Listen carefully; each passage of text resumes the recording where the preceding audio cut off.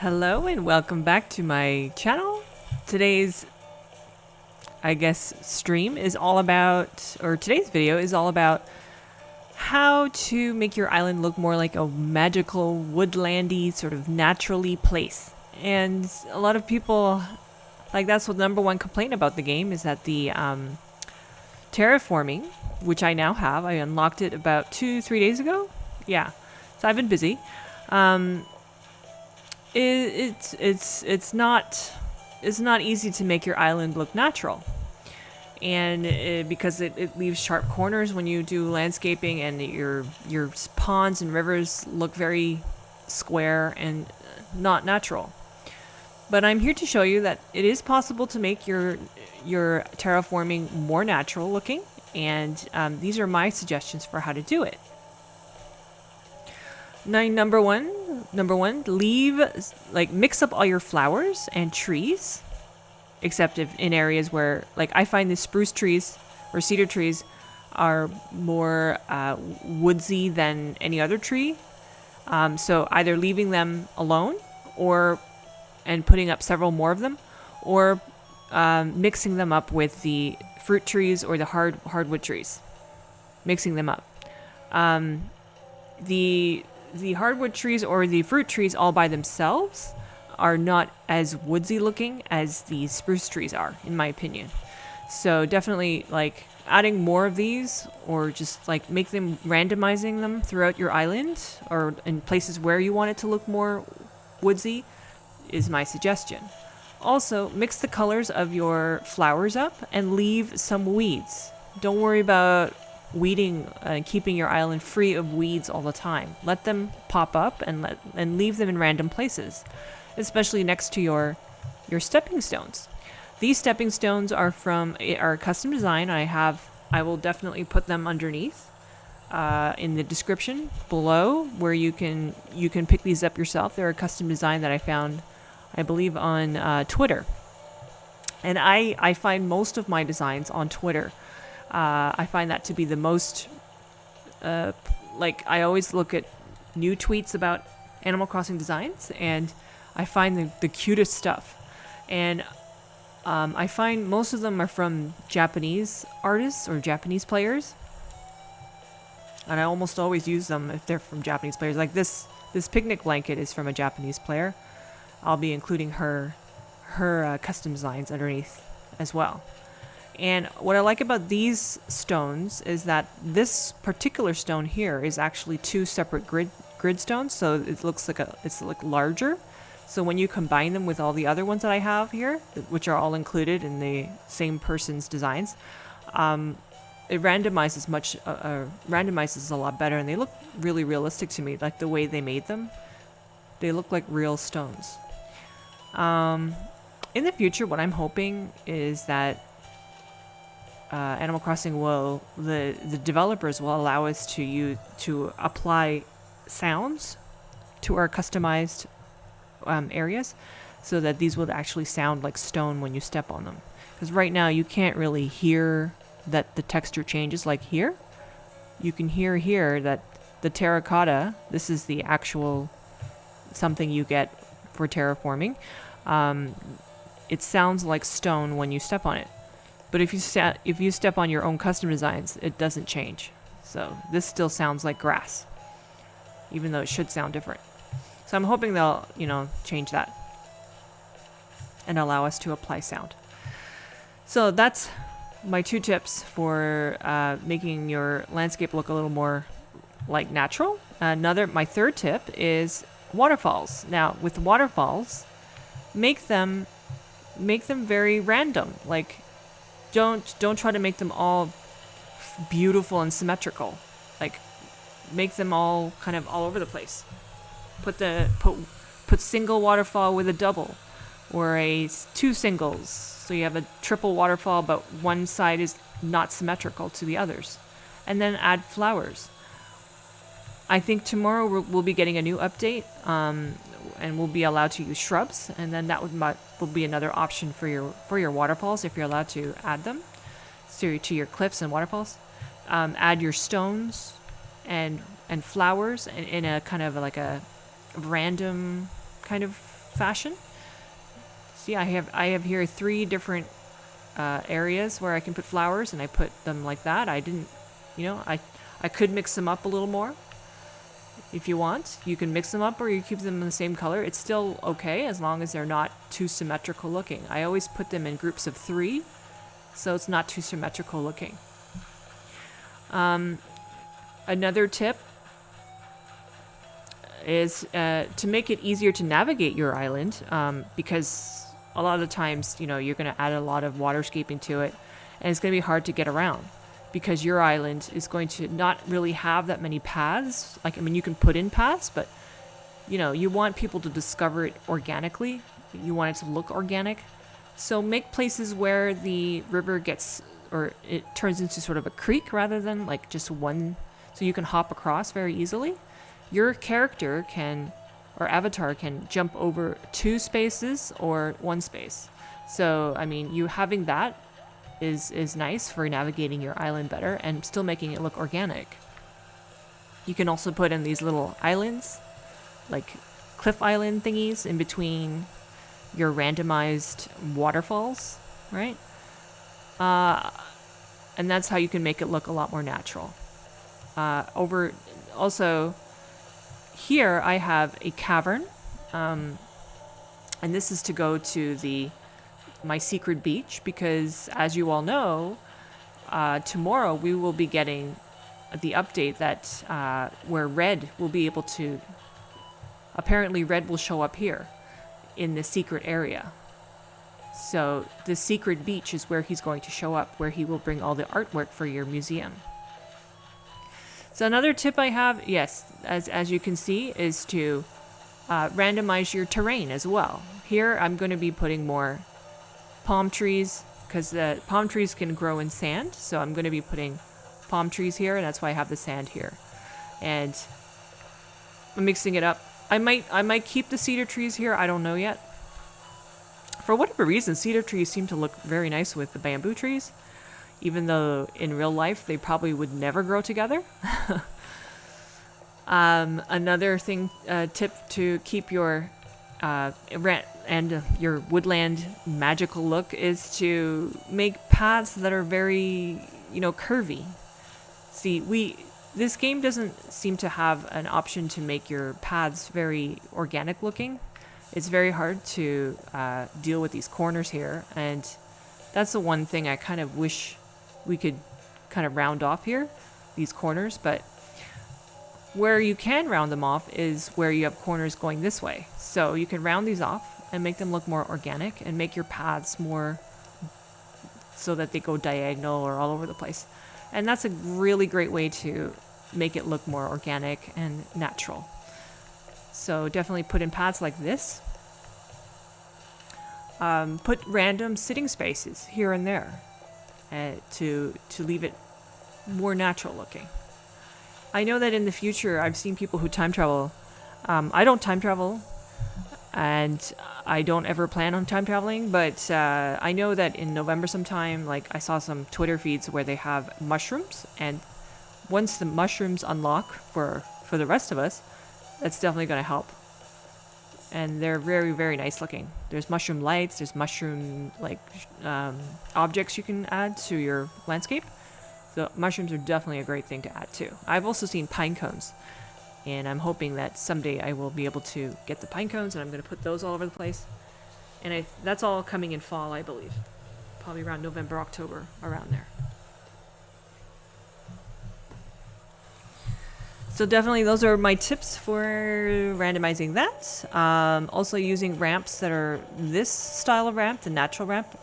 These are only 98,000 bells, and they're the cheapest ones, but to me, I don't know, they look the most natural. And you can surround them with flowers and things, and I'm waiting for the shrubbery so I can surround my ramps with shrubbery so that they're more hidden and natural looking. And don't be afraid to leave certain random things around, like a couple tree branches. And you can actually also put in, you plant some trees, and then you purposely plant them a little too close to each other so that they don't grow, and then they look like little, like different types of trees and things like that. But I haven't done that yet because I'm waiting for the shrubs to come in, and then I will definitely. So you can leave trees like this, or the small cedar trees, and you can leave them smaller. And the way you do that to freeze their growth is to purposely put them very close to each other. So you would plant them next to a tree or an object, and they cannot grow. And that's how you keep them small. This one is actually going to grow. This is a money tree, so I left it there for now. I'm going to move it again once it's fully grown. This is also a money tree. Other tips I definitely have is to when you make your waterscaping. Hi, Pashmina. When you do your waterscaping, don't make too many straight lines. Make them very organic looking by making a lot of these diagonal parts with your waterscaping. So when you waterscape, that's how you leave them definitely organic, and make them curve around and do lots of like random.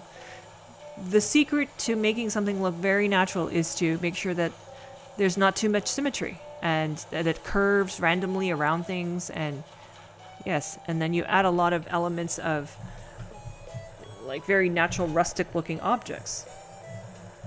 I do have all my trees lined up in a row over there, but as you can see, they're not straight rows. They're all like curvy, like organic-y looking.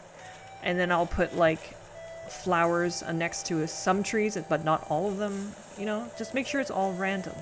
These posts, these stakes are great, and you can customize them to have this birch look. And I totally recommend getting, if you have these, I'm sure everybody has these actually. These are very common. Commonly, almost everybody has these log tables and the birch or in the posts. But yeah, they're customizable into this beautiful birch look. And having a lot of this is beautiful too. And then leaving them all together kind of ties in your decor a little better. But at the same time, you're keeping things organic. What I love about these birch posts is that they can kind of break up your paths a little more and make it look more organic. These custom design leaves, I will also leave in the description below. I like to add them to the pathways. You can layer them on top. Custom designs can be layered on top of your terrascaping paths and make them look more natural too. I have yet to find something though that makes it look like moss. That would be really great too. Oh, he's got fleas. I have to get the fleas later for him. I think it's so funny when they have fleas, because it's kind of true. Like because they're animals. You forget that they're animals, because they're so humanized.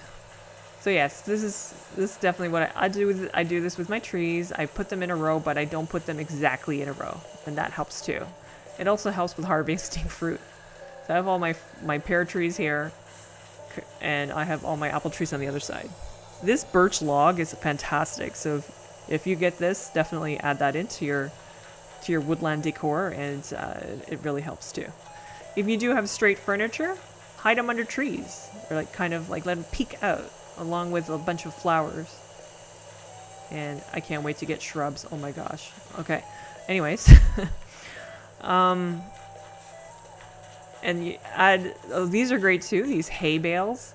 They definitely add a nice rustic kind of look to your place. So have a bunch of those around to give it a more organic feel. These are all things you can easily acquire. So yeah. I have to shrink this down a bit because it looks like I can hop across here, but yeah. I think I put it over here though.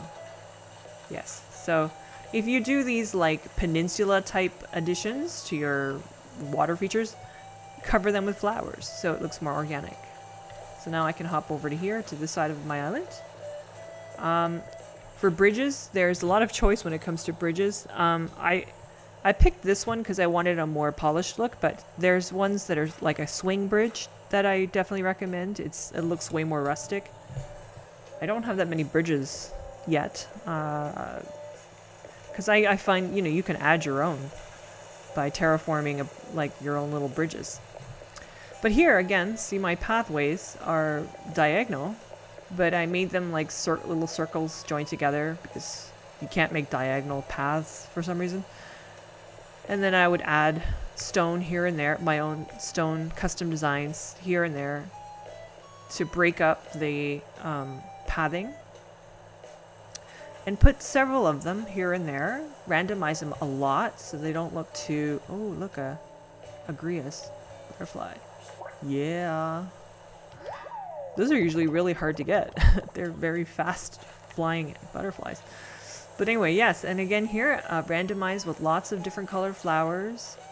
You could even mix them up a little more. I have them all grouped together by color, but you don't have to do that. You can randomize them even more. So put the yellow and the whites and the yellows more mixed up together.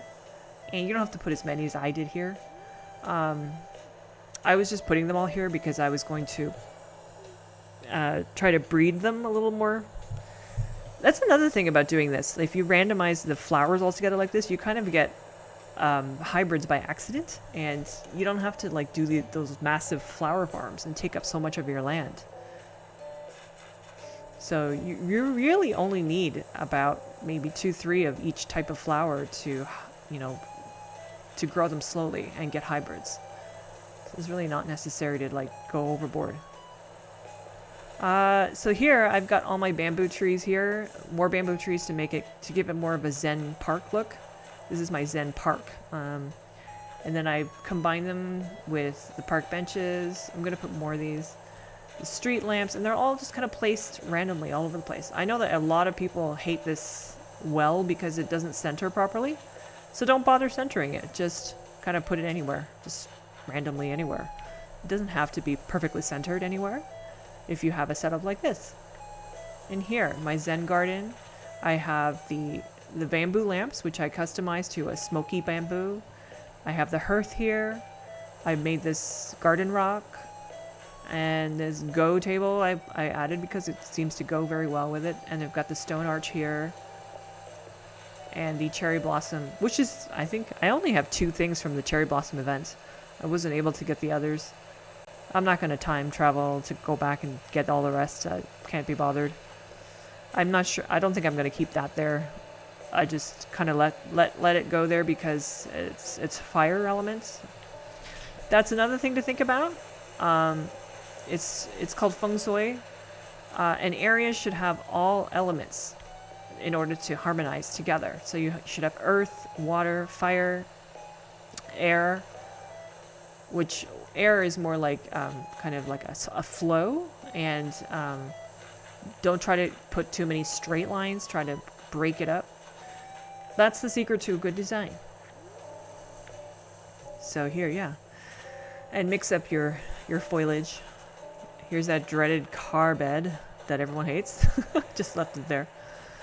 And then I put this here, which I will be moving later. I'm still thinking about how to arrange everything. I'm probably going to bring everything a little closer together because I have a whole bunch of new stuff that I want to put in and incorporate into a design. So I'll be keeping that up to date. I post a video like every week or so. I'm trying to post a little more often. So I think I have a lot of good tips to help people. So yes, I'm just randomly put objects where you think they will fit. Don't think about it too much. This is an intuitive, fun process. This game is supposed to be fun. I just recently moved my Nook's Cranny, finally, here. It used to be behind the resident services. I have no idea why I put it there. It was a bad decision. So finally I got to move it over here, which I think is much better. So I've got Nook's Cranny, I got resident services here, and I've got the Able Sister shop over there. So everything is good. So over here I'm probably going to put some kind of... That's my house over there. See, my island... I picked the least popular island design, actually. The least popular. The reason why this particular island is not popular is that, as you can see in the mini map that Here, I'll put up a bigger map. This particular map, the original map, I didn't change it much yet. I'm going to be. I've terraformed. I haven't terraformed like the heck out of it yet. But the reason why this one is not popular is it's the resident service is so close to the airport, so you can't really do much with the entrance from the airports to the resident services. There's very little space there, and that's why it's probably the least popular choice. But I liked it because it had its own island within an island, and that's why I chose it. And I have my house there, and I have my husband's house there. We're both in the middle. The rest of the residents are all over the place. Now, I know a lot of people suggest if you want to like make your island look more polished is to keep all your islanders together and to make like a community type of setup. But if you want to make your island look more natural and woodsy, that's the opposite of what you should do. Not that I'm telling you what you should do, but I mean, I definitely don't suggest doing that when you have like, if you want to make your island more magical and woodsy, put your islanders wherever you want. Put them separate, put them up on cliff tops, put them all over the place. In the future, you can always change your island later. I mean, this is the whole thing about this game. It's not supposed to be done in an instant. You have the option to play this game for as long as you want. There's no end game to this game, really. It's all about design and having fun and just unlocking all the different things that you need to do. And then once you have unlocked everything, now you can get to the point where you can design it and do it whatever you want with it. I have seen some crazy island designs, and I've seen people make their islands completely flat. I've seen islanders who have done complete urban overhauls where the island is completely polished and it looks like it's like a city already. So I mean, it's up to you. You have so much freedom. Use it. And to me, I prefer like the woodsy organic-y design. And here is my entrance to the airport. So the airport, you come out, and I wanted it to look as natural as possible, so I just put a bunch of trees here, mixed them all up together, put some flowers, and I even put flowers right in the middle of this pathway to make it look like, oh, my pathway is quite worn out and organic-y, and it's just whatever. That's what I did. So yeah, and that's it. And there's my museum, and you just keep walking over. Haven't finished the pathways yet, and there's another house.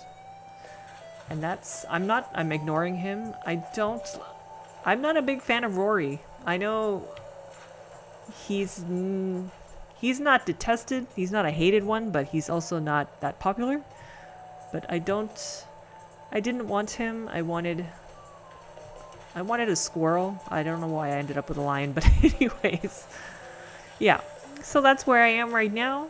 And that's the conclusion to this video. I will be adding more about interior design and things like that, so stay tuned for more. Thank you so much. I hope to see you again soon.